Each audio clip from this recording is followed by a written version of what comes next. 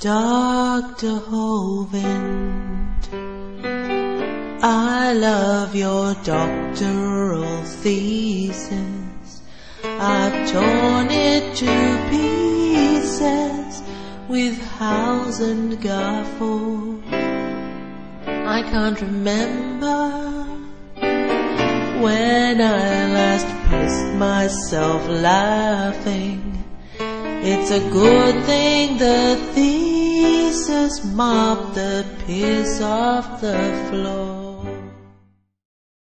Welcome to part 38 of this read-through and peer review of Kent Hovind's doctoral dissertation, which was published on wikileaks.org on December 9th, 2009. If you have not yet seen the previous episodes in this series, then I recommend that you go back and see those first, as in this episode I will start off exactly where I finished off in the last one. In the last episode, Kent continued asserting that evolution is a religion. Furthermore, he told us he didn't like paying for this religion to be taught in the public school system at his expense as a taxpayer. I personally found that rather amusing. He continues, "That upsets me greatly." Exactly what does upset you greatly, Kent? The fact that a valid scientific theory is being taught to school children in the public school system and you don't agree with it? The fact that it amuses me greatly that you refer to yourselves as a taxpayer, or the fact that you're currently languishing in prison for tax fraud. But anyway, Kent launches straight into a Bible verse. Romans chapter 1, verse 21 says, "Because that, when they knew God, they glorified him, not as God, neither were thankful, but became vain in their imaginations, and their foolish heart was darkened. Professing themselves to be wise, they became fools and changed the glory of the incorruptible God into an image made like to corruptible man, and to bird and four-footed beasts and creeping things. Wherefore God also gave them up to uncleanness through the lusts of their own hearts, and to dishonour their own bodies between themselves, who changed the truth of God into a lie, and worshipped and served the creature more than the Creator, who is blessed forever. Amen. For this cause God gave them up unto vile affections, for even their women did change the natural use unto that which is against nature. And likewise also the men, leaving the natural cause of the woman, burned in their lust one towards another, men with men working that which is unseemly, and receiving in themselves that recompense of their error, which was meet. And even as they did not like to retain God in their knowledge." ... Okay, Kent, if you say so. This last statement says it all. Evolution is a deliberate attempt to eliminate God.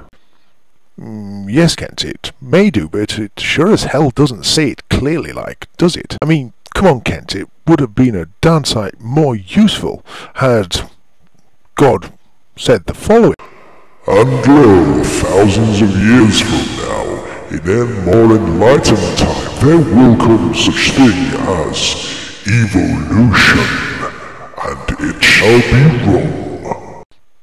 It doesn't say anything like that, does it, Kent? Not one bloody word.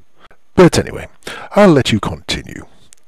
It is time for thinking people to dethrone evolution and get some common sense back in the science class. Yes, Kent, let's get back to the Dark Ages.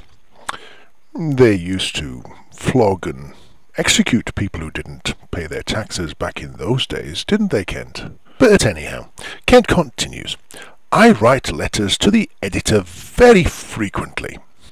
Although Kent doesn't state the editor of which publication, although we shall presume it's not to the editor of a science journal. He goes on, "Here is one published some time ago that sums up my feelings on the subject. Evolution isn't science. Remember the story of tailors who kept asking for more silk and gold to make a royal suit for the king. The deceitful men were pocketing the goods and giving the king imaginary clothes. Anyone who couldn't see the splendour of these clothes was obviously not intelligent." Well, Kent, it can't be a particularly highbrow publication if your allegory is a children's fairy story. To even dare to suggest that His Highness was not gloriously arrayed was to invite a barrage of ridicule and scorn, and so the entire kingdom was duped into silence until a small, ignorant boy cried out, "The king hath no clothes." It is still true today that a few scoundrels can cajole the masses into silence about the obvious using ridicule and derision. Yes, Kent, are you familiar with the psychological concept of projection? For example, it is obvious that evolution didn't, doesn't, and won't happen. Design demands a designer. Frogs don't turn into princes, and bib bangs make big messes, not neat, orderly universes. There are no facts to support evolutionism. It stands royally naked. Just goes to show that they'll print any old shit in some newspapers, doesn't it? Over 90% of the ignorant masses believe that the world was created by God. Thousands of taxpayers in this country resent their tax money supporting the humanist religion of evolution in our schools.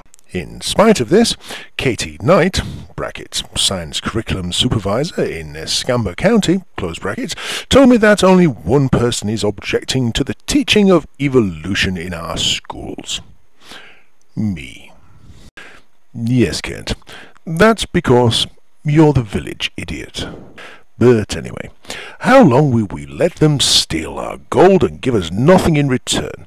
They steal our kids' class time and brainpower promoting this fairy tale of evolution while they keep asking for more gold. Yes, Kent, you're the one in prison for stealing and fraud, and it's your ilk, the evangelical type that we see on television, that spend all of their time asking for more money. But carry on.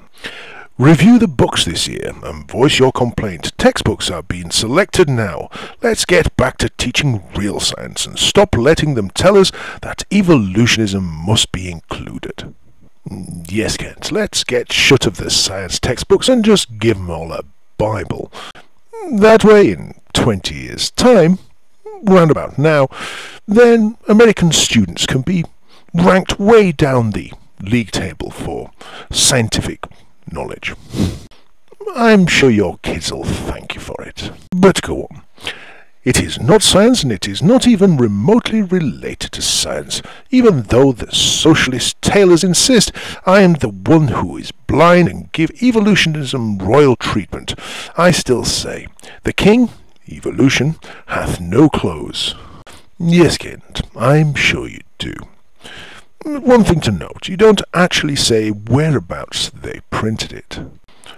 Was it the one in the highlighted box, the one with the title Dumbass Letter of the Month from the Town Clown?